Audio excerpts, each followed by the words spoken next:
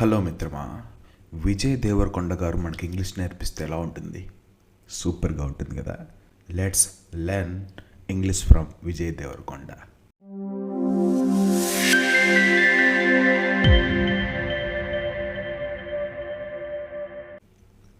So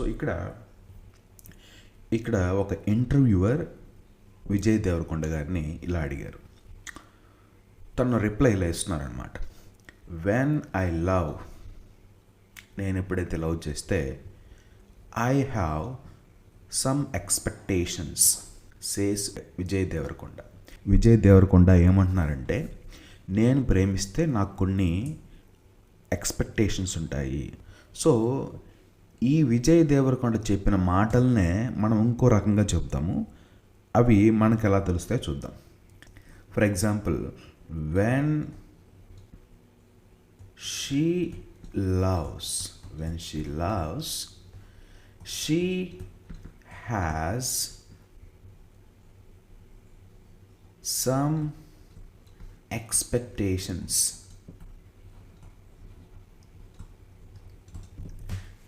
ఆమె కనుక ప్రేమిస్తే ఆమెకు కొన్ని ఎక్స్పెక్టేషన్స్ ఉంటాయి. ఇక్కడ ఐ సబ్జెక్ట్ కాబట్టి ఇక్కడ ఎస్ రాలేదు.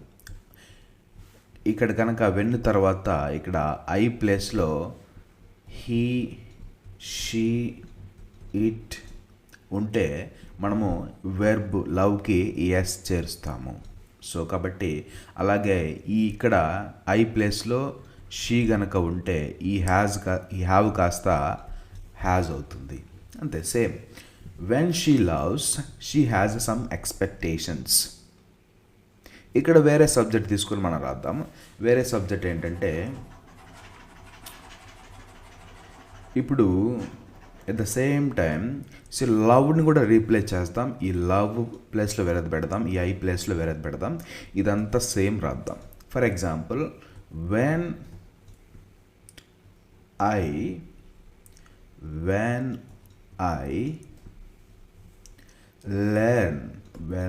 Learn, I have some expectations.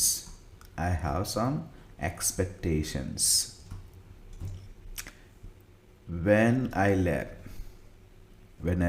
I have some expectation. అంటే నేను ఎప్పుడైనా నేర్చుకుంటే నాకు దాని మీద కొంత ఎక్స్పెక్టేషన్స్ ఉంటాయి అని అర్థం. ఇప్పుడు ఈ లెర్న్ కూడా తీసేసి ఇంకొకటి పెడదాం. ఈ లెర్న్ ప్లేస్లో when I believe,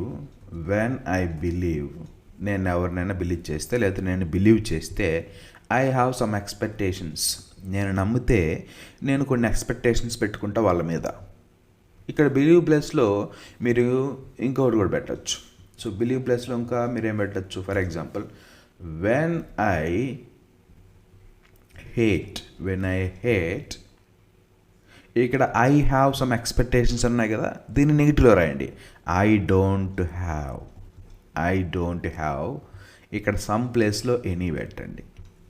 I don't have any expectation. నేను కనుక ద్వేషిస్తే I don't have any expectations.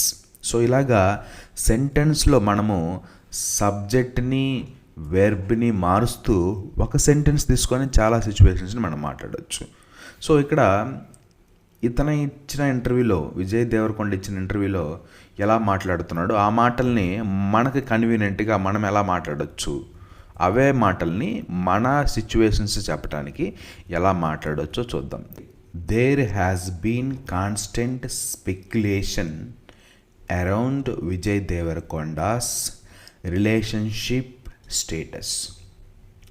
So ఇక్కడ దేర్ హ్యాస్ బీన్, ఎప్పుడైనా మీరు ఇలా కనుక చూస్తే దేర్ హ్యాస్ బీన్ అంటే అది ఎప్పటి నుంచో జరుగుతుంది అని అర్థం. దేర్ హ్యాస్ బీన్ ఎప్పటి నుంచో జరుగుతుంది.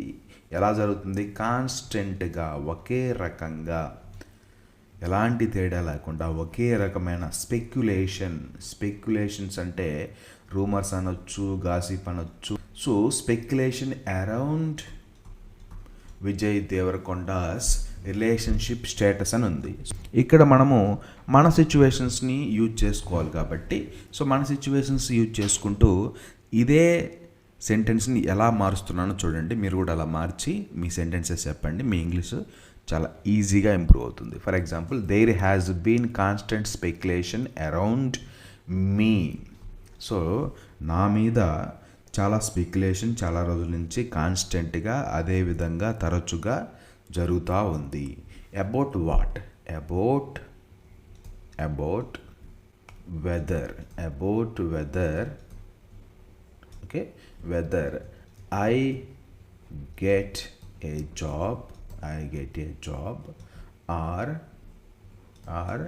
నాట్. వచ్చేసింది కదా, మన సిచ్యువేషన్ వచ్చేసింది కదా. ఇక్కడ ఏమంటున్నారు? There has been as constant speculation about Vijay Deverakonda's relationship status. ఇక్కడ మనం ఏం రాస్తున్నాం? అదే సెంటెన్స్ని కొంచెం చేంజ్ చేసాం అంతే. There has been constant speculation around me about whether I get a job or not. మన ఊర్లో అనుకుంటారు కదా, ఎప్పటి నుంచో వాడికి జాబ్ వచ్చిందా రాదని గాసిప్ చేసుకుంటానే ఉన్నారు. సో మన సిచ్యువేషన్ చెప్పామా లేదా? సో నెక్స్ట్ సెంటెన్స్లో కూడా మన సిచ్యువేషన్ ఎలా చెప్పాలో చూద్దాం. The actor has been linked to Dear Comrade co-star Rashmika Mandanna. So the actor has been linked to Dear Comrade co-star Rashmika Mandanna. ఎవరితో? విజయ్ దేవరకొండ రిలేషన్షిప్లో ఉన్నారు, రష్మిక మందానాతో రిలేషన్షిప్లో ఉన్నారని కాన్స్టెంట్గా రూమర్స్ అయితే వస్తున్నాయి. సో మనం జాబ్ గురించి మాట్లాడుకుంటున్నాం కాబట్టి సో సేమ్ ది యాక్టర్ ప్లేస్లో ద జాబ్ అని పెట్టండి చాలు. The job okay, the job has been linked to Rashmika Mandanna తీసేసి సింపుల్గా ఇక్కడ has been linked to my preparation. So the job has been linked to my preparation. ఇప్పుడు మీరు స్పెక్యులేషన్ చేసినంత మాత్రం నాకు జాబ్ రాదు. నాకు వచ్చిద్దా రాదని స్పెక్యులేషన్ చేసుకున్నంత మాత్రం నాకు జాబ్ రాదు. నాకు జాబ్ ఎప్పుడు వచ్చిద్ది?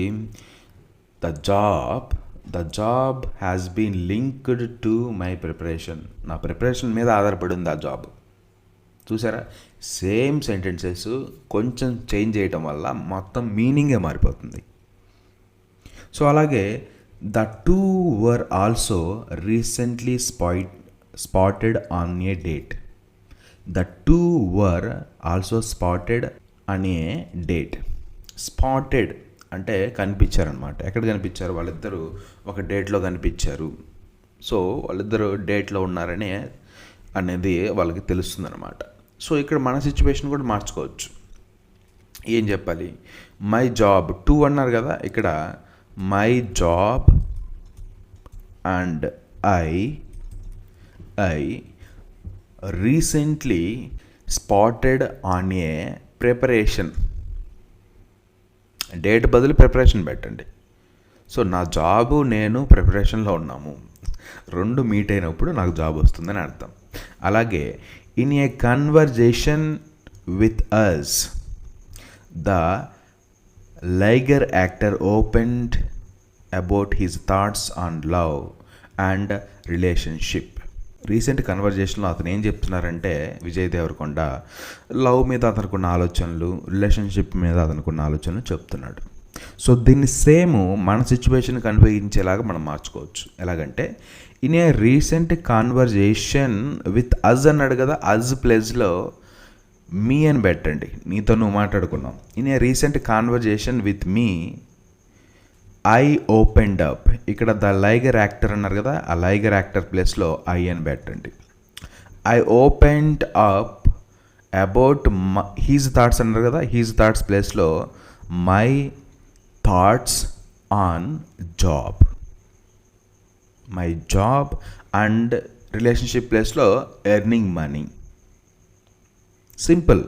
మీరు ఒక సిచ్యువేషన్లో ఉన్న సెంటెన్స్కి వేరే వర్డ్స్ కనుక ఇస్తే మొత్తం సెంటెన్స్ అంతా మారిపోతుంది.